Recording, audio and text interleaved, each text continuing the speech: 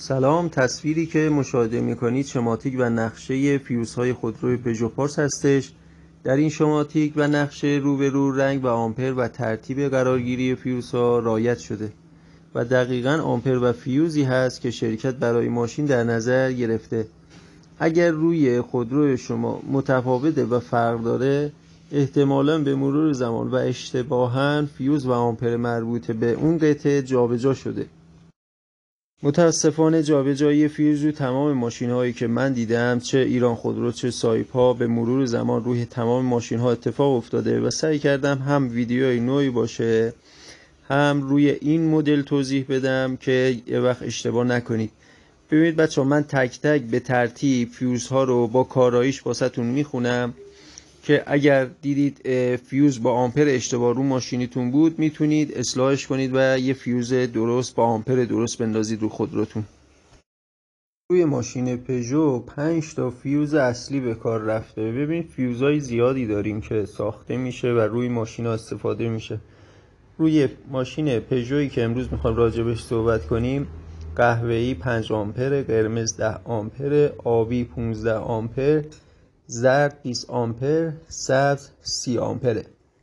پس هر جا تصویر و رنگی دیدید با این رنگ ها، بدونید که منظور از اون آمپر و اون رنگ چی هستش. هرچی آمپر یه فیوز بالاتر باشه، یعنی مقاومت بیشتری در جریان داره. نقشه و شماتیکی که دارید تو تصویر میبینید دقیقاً رنگش و جزئیات فیوزهایی که شرکت ایران خودرو روی ماشین پژو اعمال کرده رو سعی کردم رعایت کنم و به ترتیب رنگ و شماره دقیقاً به همین صورت هستش.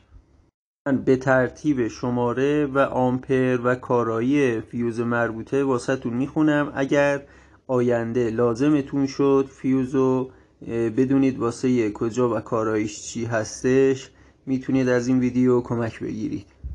دوستان، شرکت ایران خودرو 2 تا از فیوزها رو تکراری اعمال کرده و با حرف آی انگلیسی این 2 تا فیوز رو از هم مجزا کرده که یکیش F1 و F1A هست، یکی هم F16 و F16A هست که جلوتر کاراییشون رو بهتون میگم. فقط روی این 2 تا به این شکل هستش. و دیگه اینه که شرکت برای تمام شماره ها اولش F در نظر گرفته که من تو طول ویدیو دیگه F و S نمیبرم. پس بدونید که اینها با اول F نامگذاری شدن، مثلا F1 F2 F3 که من تو طول ویدیو دیگه F رو تکرار نمی کنم. فیوز شماره 1 برای رادیو هستش، به رنگ قرمز و 10 آمپر هستش. فیوز شماره 1A این هم برای رادیو هست و با تغذیه دائم، یعنی اگر ماشین خاموش هست میتونید شما برقش رو از روی این فیوز میگیره و وقتی روشن هست از روی فیوز شماره 1 میگیره. فیوز F2 به رنگ قهوه‌ای و 5 آمپره که برای رله قطع کننده کمپرسور کولره و چراغ سقفی رو تغذیه میده. ببینید هرچه فیوز آمپرش پایین تر باشه، یعنی جریان تو اون قسمت خیلی زیاده و فیوز با آمپر پایین میندازن که اگر مشکلی ایجاد شد سریع فیوز بسوزه و مشکلی برای جاهای دیگه ایجاد نکنه. با شماره F3 به رنگ آبی و 15 آمپر هستش که برای رله های فن دور تنده و ترمز ضد قفل استفاده میشه. بچه فیوز شماره 4 به رنگ قرمز هستش و 10 آمپر چراغ کوچیک عقب سمت راست و بوق روشن موندن چراغ خاص که وقتی شما میخواید پیاده شید و چراغاتون روشنه یه صدای هشداری میاد داخل ماشین. این فیوز شماره 4 هستش. یه چی بگم، ببینید هرچی روی یه ماشین فیوزها تعداد بیشتری باشن، یعنی اون ماشین با کیفیت بهتری ساخته شده. اگر شما فیوزهای یه ماشین پراید یا پیکان نگاه کنید، کلا شاید به زور 10 تا یا 15 تا بشه، ولی ماشین هرچی بالاتر مدل بالاتر میره فیوزها تعدادش بیشتر میشه. هرچی این فیوزها تعدادش بیشتر بشه، پیدا کردن جایی که آسیب دیدم راحت‌تر و بهتره و آسیب دیدن به جای دیگه یه وقت بخواد نوسان برق ایجاد بشه آسیب دیدن به جای دیگه هم کمتر پیش میاد. فیوز شماره 5 که برای کولر خودروه، یه فیوز آبی و 15 آمپر هستش.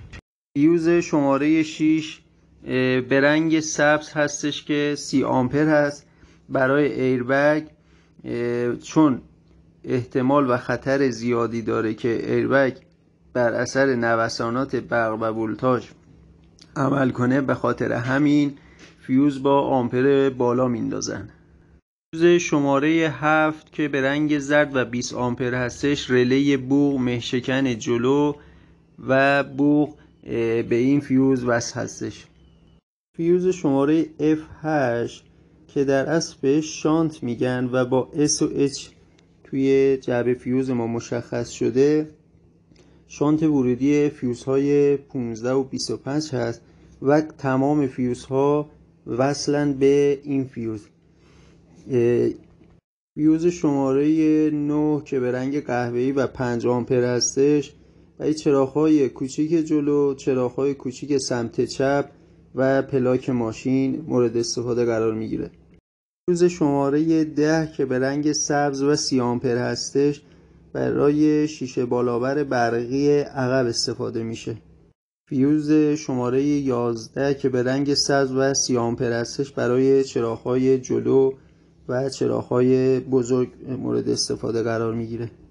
فیوز شماره 12 که به رنگ قرمز و 10 آمپر هستش، چراغ دنده عقب و حسگر دنده عقب هست. شماره 13 که به رنگ سبز و 30 آمپر هستش، مصرفی نداره و میتونن برای استفاده تو جاهای دیگه ماشین از این فیوز استفاده بگیرن. اینا رو خالی گذاشتن که اگر شخص خریدار خواست در آینده آپشنایی به ماشین اضافه کنه، بدون فیوز رو ماشین چیزی تعبیه نکنه، نبنده.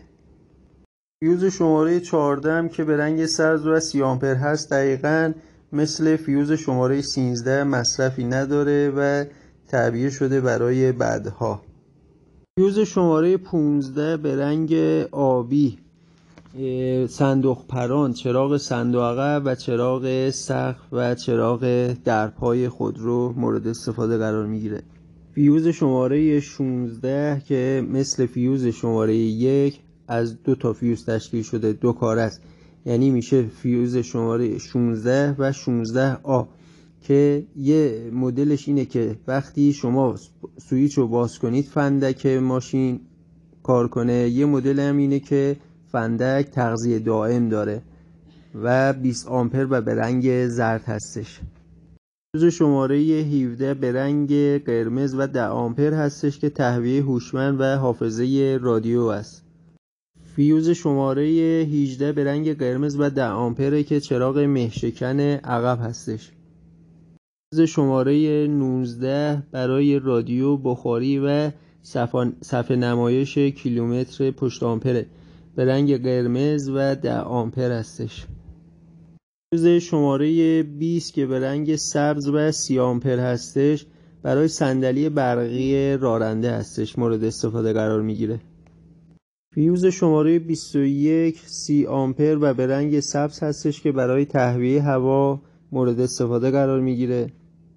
فیوز شماره 22 که به رنگ زرد و 20 آمپر هستش، صندلی برقی شاگرد. فیوز شماره 23 که به رنگ آبی و 15 آمپر هستش، برای پمپ شیشه شور، دسته برف‌پاک‌کن و موتور برف‌پاک‌کن استفاده میشه. فیوز شماره 24 که اینم مصرفی نداره و برای استفاده در آینده قرار گرفته. فیوز شماره 25 که به رنگ قرمز و 10 آمپر هستش، برای برق دائم دیاگ و جلو آمپر مورد استفاده قرار میگیره. فیوز شماره 26 به رنگ آبی و 15 آمپر برای کلیدهای رادیو و چراغ فلاشر هستش. فیوز شماره 27 به رنگ سبز و 30 آمپر هستش، برای گرمکن آینه‌های جانبی و گرمکن شیشه عقب. فیوز شماره 28 به رنگ آبی و 15 آمپر هستش، برای چراغ ترمز و رله شیشه بالابر جلو.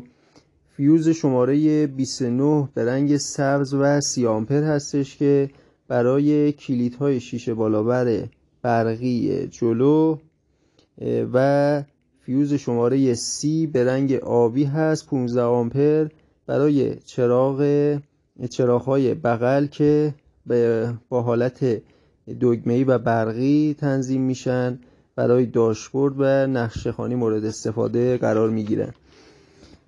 فیوزهای شماره 31 معمولا یدکی هن، 32 فن موتور، 33 فن موتور، 34 یدکی، 35 هم یدکی هستش.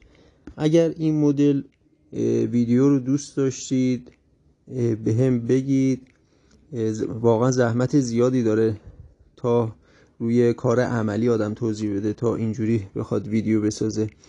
اگر خوب بود که به هم بگید تا ادامه بدم ویدیوهای بیشتری بسازم، اگر خوب نبود به هم بگید که توی عمل توضیح بدم و مثلا از فیوزها اسم ببرم.